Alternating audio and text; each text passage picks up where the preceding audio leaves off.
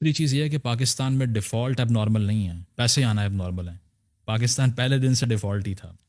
Even جناح صاحب was the first مین جنہوں نے آتے ساتھ امریکہ سے $5 ارب کی ایڈ مانگی تھی، اور پہلی پاکستان میں شپمنٹ ویٹ کی 1949 میں آ چکی تھی۔ دوسرے سال سے پاکستان نے بھیک مانگنے کا آغاز کر دیا تھا، ٹھیک ہے، اور اس کے بعد میں ساری کی ساری انرجی ریاست کی امریکہ سے پیسے لینے کے چکر میں تھی۔ انہوں نے کہا کہ ہم رشیا کے اگینسٹ الائنس سائن کر دیتے ہیں، پیسے دے دیں ہمیں کسی طرح۔ ایوب خان نے بھی ساری انرجی جس پہ لگائیں، اور باہر سے پیسے آئے، وہ پیسے اکٹھے کیے، ہتھیار ڈیولپ کیے، انڈیا پہ مارز کھول دیا۔ انگریزوں نے کہا کہ بھائی یہ کیا کر رہے ہو، ہم سے تو کہا تھا روس سے لڑنا ہے۔ تو یہ ہے کہ 65 وار میں ایک ڈاؤن فال ایسا شروع ہوا اس کے بعد سے کہ اس سے پہلے سو کال ڈیکیڈ آف ڈیولپمنٹ آپ کہتے ہیں کہ پاکستان بڑا امیر ہو رہا تھا، تو وہ باہر سے پیسے آ رہے تھے، کمانے تو آپ نے سیکھے ہی نہیں۔ انڈسٹری ساری کہاں تھی؟ ایسٹ پاکستان میں تھی۔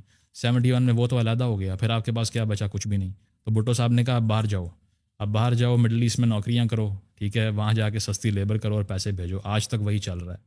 تو ہم نے کبھی پیسے کمانا نہیں سیکھے، جنگوں سے فائدہ اٹھایا ہے۔ اس کی وجہ یہ ہے کہ ایک وار ڈریون کنٹری ہے۔ جیسے ہی افغانستان میں جنگ لگتی ہے، مٹھائیاں بڑھتی ہیں یہاں پہ کہ یا اللہ تیرا شکر ہے اب ڈالر آئیں گے۔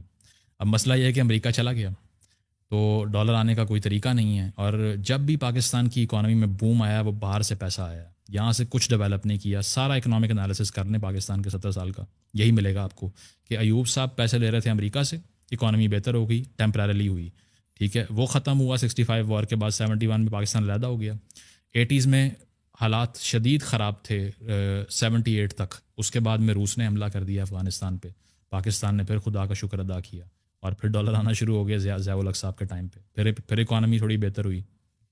پھر 98 میں ہم اسی ڈیفالٹ پہ کھڑے ہوئے تھے، $2.5 ارب اکاؤنٹ میں رہ گیا تھا، فارن کرنسی اکاؤنٹ سیز ہو چکے تھے، لاکر تک سیز کرنا چاہ رہی تھی گورنمنٹ، کچھ نہیں بچا تھا، ٹھیک ہے۔ اور پھر دوبارہ سے مشرف صاحب نے کو کیا، ٹھیک ہے، ہمارے اوپر ایمبارگوز لگ رہے تھے دنیا بھر سے کیونکہ ہم نے نیوکلیر ٹیسٹ کر لیا تھا۔ تو اللہ تعالیٰ بھلا کرے اسامہ بن لادن کا کہ اس نے ٹوئن ٹاور والا اٹیک کیا، وار آن ٹیرر شروع ہوئی، مشرف صاحب نے کہا یا اللہ تیرا پھر شکر، تیسری بار اب ڈالر آئے گا، وار آن ٹیرر شروع ہو گئی، پھر پیسے آنا شروع ہو گئے۔ مشرف صاحب کو لوگوں نے کہا یار کتنا زبردست اکنامک مینیجر ہے۔ تو ہم نے کبھی پیسے کمانے پہلے دن سے نہیں سیکھے، ہم صرف پلاٹ خریدنے اور بیچنے آتے ہیں۔